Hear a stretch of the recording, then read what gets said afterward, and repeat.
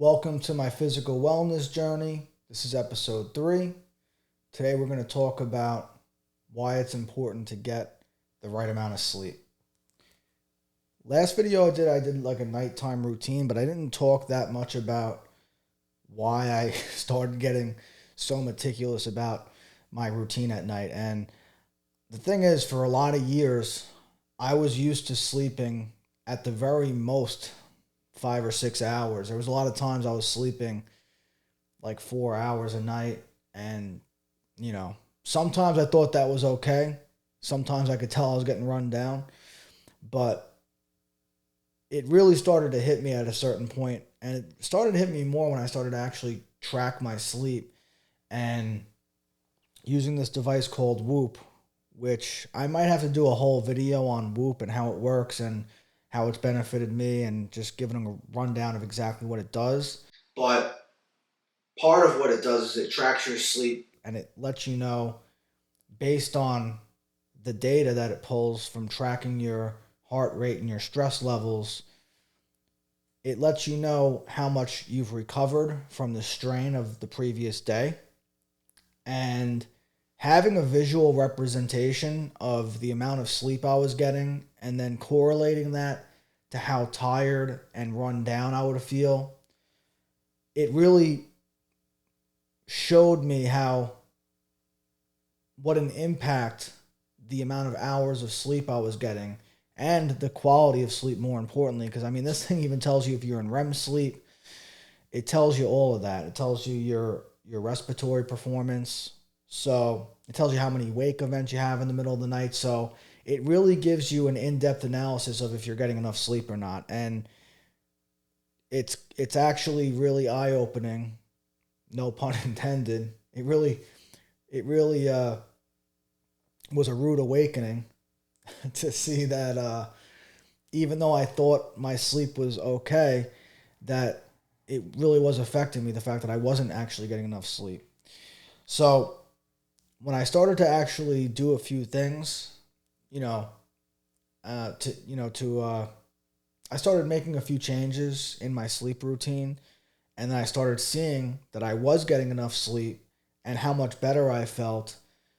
It became a little bit more important to me. So, I just want to talk about a few of the risks that come with not getting enough sleep.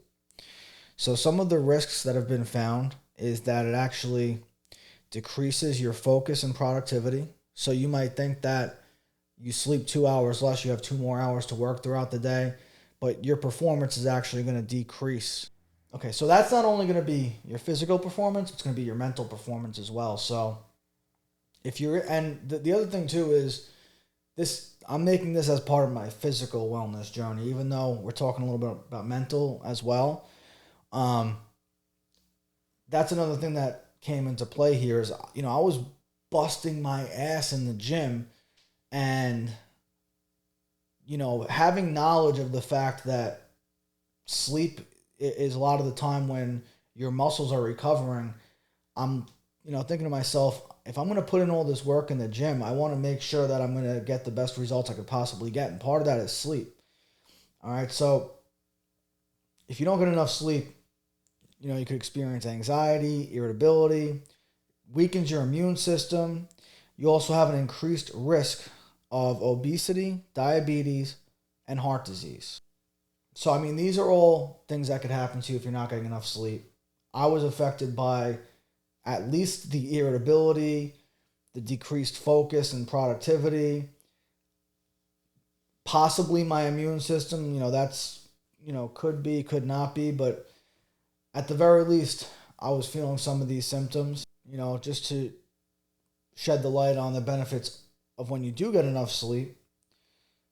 It's literally probably the opposite. So you've got enhanced memory and brain function, improved mood and mental well-being, better physical performance and quicker reaction time, stronger immune system, and a lower risk of those chronic diseases. So for me, if I'm going to bust my ass in the gym and I'm going to, work really hard, to be healthy, sleep is a big part of that. And what's the point of physical wellness? It's because I want to feel good. I want to have a better quality of life. Sleep plays into that. So what's an extra hour or two of sleep if it's going to make me feel that much better? So now that we've covered that, just want to give some of the tips that I've used to help ensure better sleep. And this is also something I learned more recently with the Whoop band. So a consistent sleep schedule plays into the quality of your sleep. So I noticed times when I did get the same amount of hours of sleep, but because I didn't go to sleep at my usual time, around 12:30, if I went to sleep at 2:30, 3 o'clock, even if I slept for the same amount of hours, I would still feel like I got hit by a truck the next day. I would feel exhausted. And the Whoop band would even reflect that my recovery wasn't as good. I had more awake events in the middle of the night, meaning exactly what it sounds like. I was waking up more in the middle of the night. My REM sleep was decreased. And a lot of times my respiratory function was even decreased. So definitely want to stay on a consistent sleep schedule. Now they say to limit caffeine and alcohol consumption before bedtime. I don't drink alcohol, so this one doesn't affect me.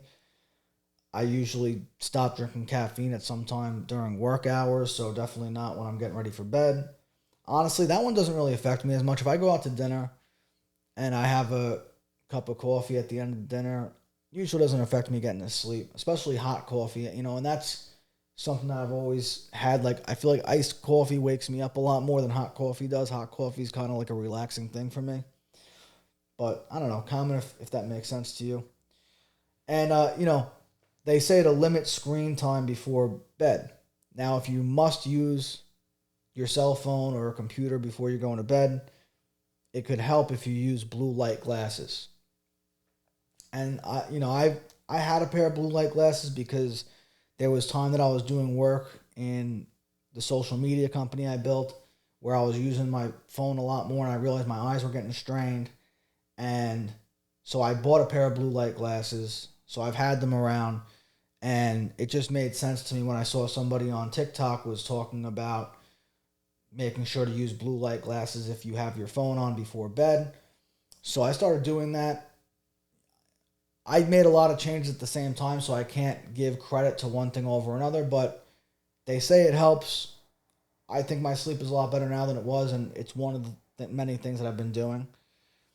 Now, I also drink Tart Cherry Juice as well as magnesium at night. Magnesium's been one of my nighttime supplements. I'm going to do a whole video in this series that's going to touch on all my supplements. Yeah, so, they say that magnesium regulates neurotransmitters that prepare your body for sleep, and it aids in muscle relaxation.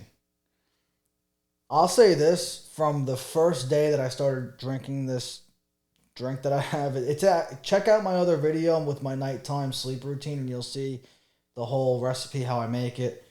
But from the first day I started drinking it, I felt like I was getting better sleep, and the data on my Whoop show that I was getting better sleep, and I've just been feeling better. So, I swear by magnesium now. It's a nighttime supplement that I take. And I've spoken to a lot of other people that said that they haven't taken any other supplement that had such an immediate effect. So, there you go. And then the Tart Cherry Juice, it has a lot of antioxidants and melatonin. And, they say it may help to improve sleep quality and duration. So, yeah, the Tart Cherry just works really well with the magnesium as a nighttime drink. And, that's really it. A lot of people know melatonin already, but it's a naturally occurring. Melatonin is naturally occurring in human beings, and basically, my understanding of what it does is that it kind of tells your body to go to sleep when it's dark out. So we've also got, we also have the blue light glasses. So the thing with the blue lights is that it obviously blocks the blue light emitted from screens, which the idea is that it helps to maintain circadian rhythm and melatonin production. So that blue light actually interrupts the circadian rhythm and melatonin production. So they say wear them at least 1 to 2 hours before bedtime if you're going to be looking at a screen at all in that time period. And then you've got another thing that I do.